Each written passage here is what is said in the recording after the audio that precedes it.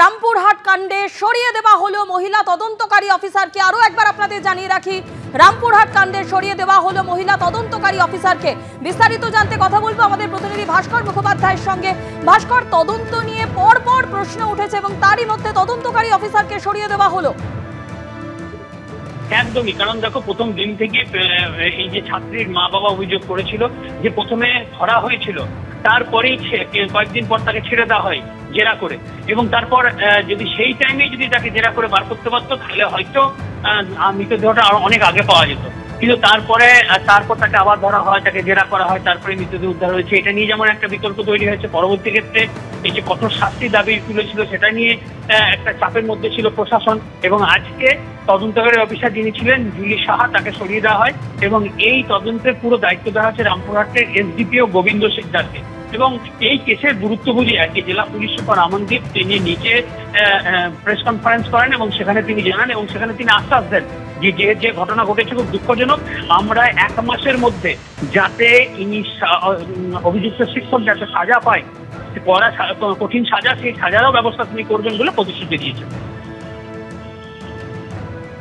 ভাস্কর, তুমি আমাদের সঙ্গে থাকো। যেমনটা আপনাদের জানাচ্ছিলাম, রামপুরহাট কাণ্ডে একের পর এক তদন্ত নিয়ে প্রশ্ন এবং তারই মধ্যে কিন্তু ইতিমধ্যেই তদন্তকারী অফিসার পরিবর্তন করে দেওয়া হলো। আপনারা জানেন যে এখনো পর্যন্ত ওই ছাত্রীর দেহের নিম্নাংশ উদ্ধার হয়নি, অস্ত্র উদ্ধার করা হয়নি এবং পরপর ওই তদন্ত নিয়ে প্রশ্ন ওঠে এবং তারই মধ্যে তদন্তকারী অফিসারকে সরিয়ে দেওয়া হলো। ইনভেস্টিগেশন যে দায়িত্ব আছে সেটা আমরা একজন এসডিপিওকে দিয়েছি। এসডিপিও রামপুরহাট নিজে ইনভেস্টিগেটিং অফিসার আছেন। আগের যে আইও ছিল ওনাকে চেঞ্জ করা হয়েছে। আর আমরা এই কেসে স্পেশাল একটা পাবলিক প্রসিকিউটর অ্যাপয়েন্ট করছি। সেটার জন্য আমাদের অলরেডি খান থেকে কমিউনিকেশন চলে গেছে। আশা করছি আজকে বা কালকের মধ্যে অ্যাপয়েন্টও হয়ে যাবে। ইনভেস্টিগেশন থেকে উনি আমাদের ইনভেস্টিগেশন সঙ্গেই যুক্ত থাকবেন, আমাদেরকে গাইডও করবেন। এটা ছাড়া আমাদের এখানে যত এভিডেন্স কালেক্ট করার উচিত আছে সেসব আমরা করছি। আমরা ডিস্ট্রিক্ট হেডকোয়ার্টার থেকে আমাদের এডিশনাল এসপি হেডকোয়ার্টার প্লাস আমাদের হেডকোয়ার্টারের টিম আমরা সবাই আইওকে গাইড করছি ইনভেস্টিগেটিং অফিসারকে। ইতিমধ্যে আমরা বডি রিকভার করেছি, সেটার পিএম হয়েছে। পিএম রিপোর্টও আমরা খুব তাড়াতাড়ি নিয়ে আসবো। আশা করছি, শুধু আশা নেই, আমরা চেষ্টা করব, আমরা 100% চেষ্টা করব কি খুব শীঘ্রই কয়েকদিনের মধ্যেই যত তাড়াতাড়ি সম্ভব আমরা চার্জশিট দেব। আমরা চেষ্টা করব যত তাড়াতাড়ি সম্ভব 1 মাস 1-2 মধ্যেই আমরা চেষ্টা করব কি এই যে দোষী আছে একে সাজা আমরা করাবই। এই এত একটা গ্রিভেসে যে ক্রাইম করেছে এখানে চরম শাস্তি হওয়া উচিত। আমরা চেষ্টা করব কি একে ম্যাক্সিমাম পানিশমেন্ট আমরা করানোর চেষ্টা করব। আশা করছি আমাদের হাতে যে এভিডেন্স আছে, আমাদের যে ইনভেস্টিগেশন প্রসেস হয়েছে, আমরা সেটা করাতে পারবো খুব শীঘ্রই। জ্বর, সর্দি, কাশি থেকে খিঁচুনির মতো উপসর্গ, আর সেই থেকে প্রাণঘাতী রোগ ছড়াচ্ছে কেরলে, যার পোশাকি নাম প্রাইমারি অ্যামিওবিক মেনিঙ্গোএনসেফ্যালাইটিস। মস্তিষ্কে সরাসরি আঘাত হানার ফলে অনেকেই এগে ব্রেন ইটিং অ্যামিবাও বলে থাকেন। তবে কি এই রোগ, কেনই বা চিন্তার, কি বলছেন চিকিৎসকরা? জ্বর, সর্দি, কাশি, খিঁচুনি কিংবা অসংলগ্ন আচরণ, এসব উপসর্গ দেখেও সাধারণ রোগ ভেবে উড়িয়ে দিচ্ছেন? সাবধান হন, আপনার শরীরে বাসা বাঁধেনি তো সর্বনাশা ঘিলু খেকো অ্যামিবা? কেরলে ইতিমধ্যে এই রোগে মৃত্যু হয়েছে 19 জনের, যার পোশাকি নাম প্রাইমারি অ্যামিওবিক মেনিঙ্গোএনসেফ্যালাইটিস। এর জন্য দায়ী নাইগ্লেরিয়া ফাউলেরি নামে একটি প্যারাসাইট। সারা বিশ্বে গত কয়েক বছরে এই রোগে আক্রান্তের সংখ্যা ছিল মাত্র 500।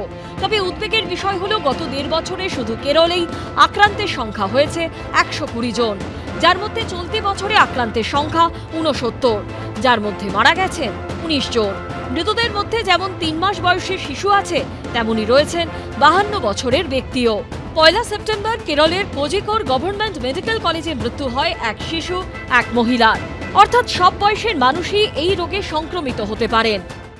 আমরা বিভিন্ন 2-3টি কলেজের এই ধরনের ডাক্তারবাবুরা মিলে SSKM ট্রপিক্যাল মিলে আমরা কিন্তু একটা ককটেল রেজিম ঠিক করে সেই মতো এগিয়ে সবাইকে সেটাই চিকিৎসা করছি, এবং সেটা আরও কয়েকটা কলেজেও এগুলো ফলো করা হচ্ছে। তাতে আমাদের এরকম 30% ডেথ এবং 70% সার্ভাইভাল হচ্ছে। বিশেষজ্ঞরা বলছেন এই অ্যামিবা কোনোভাবে নাক বা মুখ দিয়ে ঢুকে সোজা মস্তিষ্কে চলে যায়, তারপর মস্তিষ্কের টিস্যু কুড়ে কুড়ে খেতে শুরু করে, ফলে সেন্ট্রাল নার্ভাস সিস্টেমে মারাত্মক প্রভাব পড়ে। মস্তিষ্ক নিষ্ক্রিয় হবার 5 থেকে 10 দিনের মধ্যে শারীরিক অবস্থার অবনতি শুরু হয়। উপসর্গ হিসেবে দেখা দেয় জ্বর, মাথা ব্যথা, বমি থেকে খিঁচুনি। আক্রান্ত ব্যক্তি অসংলগ্ন আচরণ করতে থাকেন ও চেতনা হারান, যাকে চিকিৎসকেরা বলেন প্রাইমারি মেনিনজাইএনসেফ্যালাইটিস। সূত্রের খবর, কেরলে পরিস্থিতি সামাল দিতে বেশ কিছু পদক্ষেপ নেওয়া হয়েছে। স্ট্যান্ডার্ড গাইডলাইন তৈরির পাশাপাশি বিদেশ থেকে ওষুধ আনানো হয়েছে। মিল্টেফসিন ও অ্যামফোটেরিসিন বি নামে 2টি ওষুধ ব্যবহার করে সেখানে মৃত্যুর হার 90% থেকে কমিয়ে 24% আনা হয়েছে। তবে কেরলের সংক্রমণ নিয়ে রাজ্যেও বেশ খানিকটা উদ্বেগ ছড়িয়েছে। কলকাতায় প্রথমবার 2015 সালে এই রোগের হদিশ পাওয়া যায়। সেবার একজনের মৃত্যুও হয় এই রোগে। এরপর 2023 সালেও কলকাতায় এই রোগে আক্রান্ত 2 জনের হদিশ পাওয়া গেছিল। সূত্রের খবর, গত বছর থেকে এই বছরের মধ্যে ইনস্টিটিউট অফ নিউরোসায়েন্সেসে এই রোগ নিয়ে মোট 14 জন ভর্তি হয়েছেন। তার মধ্যে মৃত্যু হয়েছে 9 জনের, সেরে উঠেছেন 5 জন। এর পাশাপাশি গত বছর এসএসকেএমেও অ্যামিবা আক্রান্তের হদিশ পাওয়া গেছিল। 14 জনের মধ্যে আমার মনে হয় অ্যাট প্রেজেন্ট 6 জন, হয়তো 5 জন ডেফিনেটলি বেঁচে আছে। 6% লস টু ফলো আপ নেই, কিন্তু বাকি জনকে আমরা সেভ করতে পারিনি। কেরলের পর এরাজ্যে নতুন করে এই রোগের কোনো খবর না এলেও এখনো পর্যন্ত কেরলের পরিস্থিতির দিকে নজর রাখছে স্বাস্থ্য ভবন। ঝিলম করঞ্জাই, সন্দীপ সরকার ও অনির্বাণ বিশ্বাসের রিপোর্ট, এবিপি আনন্দ। ঘিলু খেকো অ্যামিবা নিয়ে উদ্বেগের মাঝে এবার নতুন আতঙ্ক রেসপিরেটরি সিনশিয়াল ভাইরাস। শিশুদের মধ্যে বাড়ছে এই আক্রান্ত হওয়ার সংখ্যা। বিভিন্ন সরকারি ও বেসরকারি হাসপাতালে ক্রমেই বাড়ছে আক্রান্ত শিশুদের সংখ্যা। একদিকে ঘিলু খেকো অ্যামিবা নিয়ে বাড়ছে উদ্বেগ, অন্যদিকে এ রাজ্যে আতঙ্কের নাম রেসপিরেটরি সিনশিয়াল বা আরএস ভাইরাস। গত 2 সপ্তাহে রাজ্যে উল্লেখযোগ্যভাবে বেড়েছে আরএস ভাইরাসে আক্রান্তের সংখ্যা। এতে মূলত আক্রান্ত হচ্ছে শিশুরাই। সদ্যজাতদের ক্ষেত্রে এই রোগে আক্রান্ত হবার আশঙ্কা আরও বেশি, তবে আক্রান্ত হতে পারেন 60 ঊর্ধ্বরাও। আমরা প্রত্যেক বছর জেনারেলি এই সময়টাতে নানা রকম virus infection pi, influenza, adeno, metapneumo virus. But এই বছর যেটা পার্টিকুলারলি দেখছি, এই সময়টা কিন্তু এত তাড়াতাড়ি যে পুজো আসছে, এই সময়টা কিন্তু এতটা আমরা পাই না। বাট এবার পাচ্ছি বাচ্চাদের ফিভার এবং তার সাথে সর্দি কাশি, এবং সেখানে গিয়ে শ্বাসকষ্ট হচ্ছে। বাচ্চা তখন পিআইসিইউতেও ভর্তি হচ্ছে। এখন আমার পিআইসিইউ ফুল এবং প্রত্যেকটা বাচ্চায় আরএসভি নিয়ে ভর্তি আছে। এই রোগের উপসর্গের সঙ্গে মিল রয়েছে অন্যান্য ভাইরাস ঘটিত রোগের। এই রোগে আক্রান্তদের জ্বর, শ্বাসকষ্ট, কাশি, খাওয়ায় অরুচির মতো নানান উপসর্গ দেখা দিচ্ছে। কমন যেরকম রেসপিরেটরি ভাইরাসের যা সিমটম হয় এদেরও তাই, যেটা আমাদের ভাষায় অ্যাকিউট ব্রঙ্কিওলাইটিস, এটা হচ্ছে স্টার্টিং। তারপরে কখনো কখনো হয়তো নিউমোনিয়া ডেভেলপ করতে পারে। মানে সহজ কথায় বললে তাদের শ্বাসকষ্ট হচ্ছে, কাশি সর্দি হচ্ছে, জ্বর থাকছে। জ্বরটা হয়তো তাড়াতাড়ি চলে গেল, কিন্তু কাশিটা কমতে তাদের প্রচণ্ড মুশকিল, এবং শ্বাসের সমস্যা হচ্ছে। কেউ কেউ হয়তো শ্বাসকষ্টের জন্য হয়তো হাসপাতালে ভর্তি হতে হচ্ছে।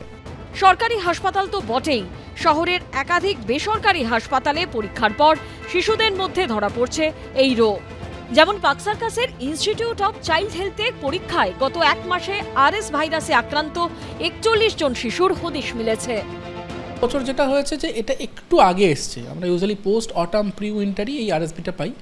এবারে একটু আগে এসছে, কিছু কিছু ক্লাস্টারিং অফ কেসেস এসছে, বাট প্রত্যেক বছর যেই হারে পাই সেরকমই, এর থেকে বেশি কিছু না।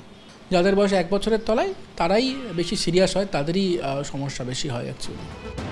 আরএস ভাইরাসে আক্রান্ত অনেক শিশুই এই মুহূর্তে ভর্তি রয়েছে বিভিন্ন হাসপাতালের পেডিয়াট্রিক বা আইসিইউতে। সন্দীপ সরকারের রিপোর্ট, এবিপি আনন্দ।